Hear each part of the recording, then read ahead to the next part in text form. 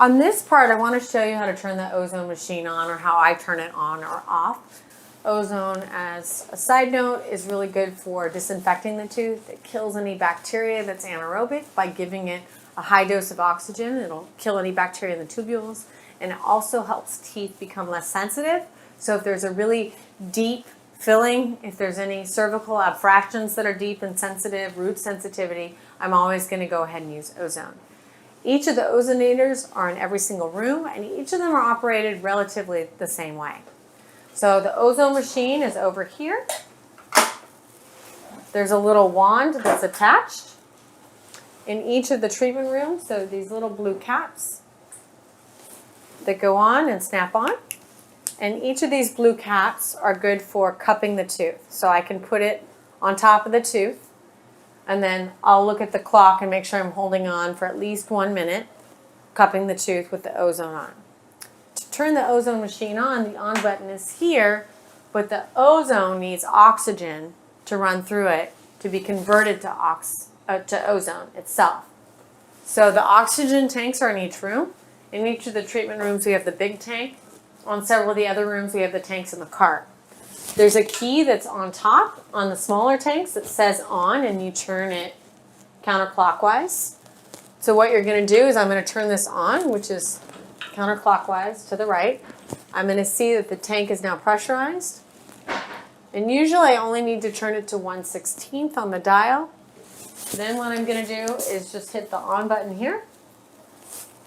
The green button shows and you can hear, and then you can smell that the ozone's actually coming out of the ozone handpiece.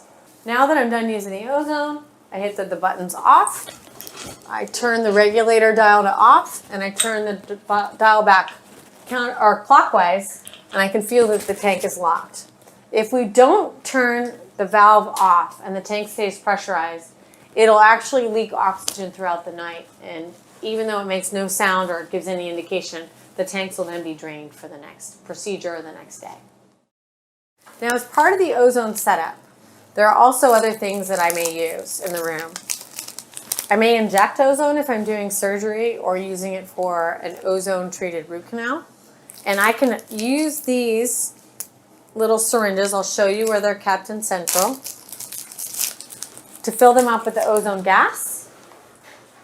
And they can attach to the little port that's here, and you can screw them on. And I can fill them up with gas in the room and use that to inject. I also keep a lot of the needles for injection in the room, or I'll grab them before the patient's brought in. I might also use ozone, which works great for cold sores. The ozone will actually stop the vesicular outbreak. If someone has an active cold sore that's already blistered, it'll dry it out and help it heal a lot faster. You could use the ozone cup on it, but I prefer to use the wanded cup. It's a glass cup. It's kept in the ozone drawer, and you can put it over the area for a couple minutes. If someone had a sty on their eye, they could keep their eye closed and put this over it. I love it for all sorts of things. And this has a male and female part that connects into the handpiece portion here that's pretty easy to detach. So you can also use this easily in the room by unscrewing the handpiece and then screwing this piece into the connector here like this.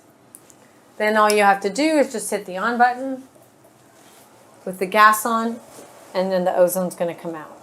And Dr. Vane will instruct you on how long to use the ozone. But that's what we'll use. This is the cold sore cup.